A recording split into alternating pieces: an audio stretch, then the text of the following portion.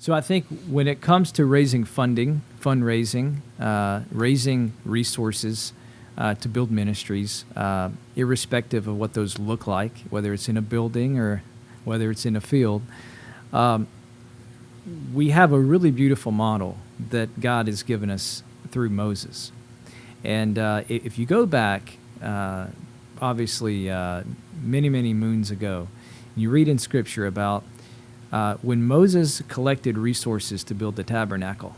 So it was the first tabernacle, the first dwelling place of a God, right? It was a tent that was developed and a pattern that was given to Moses for him to build, for God to, I would say, in a temporary way, dwell with this people. Moses did not say, all right, we're going to build this tabernacle, now you have to give me 10%. Moses described and articulated the vision that God had for him in great detail. Moses says, this is what we want to do. This is where we want to go. This is on the heart of God for us to build.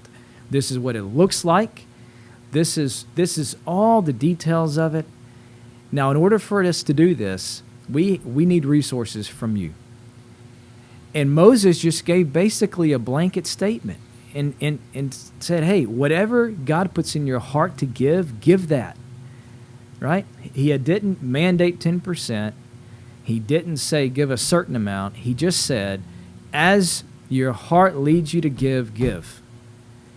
And what was really fascinating is Moses had to tell them to stop giving because they were giving too much. So that is a beautiful strategy for giving under the old covenant. Well, and you got to think of though, that was out of their abundance. Yes. Because the people that Moses brought out were loaded down with sheep and with jewelry and everything because they asked the Egyptians for goods and they received that. So, you're talking about an extremely prosperous time also. Sure. Yeah, that's a very relevant point as well. But so the whole point of that, though, is simply to say that Moses' strategy was brilliant. He just simply articulated the vision very well. He said, this is what we want to do.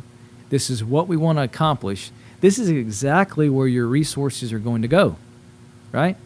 So, in other words, people had clear transparency and visibility into where their money was going and the purpose for which it would be used.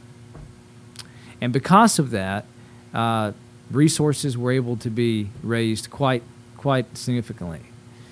So I think it's important that ministers that are asking for resources, they do two simple things.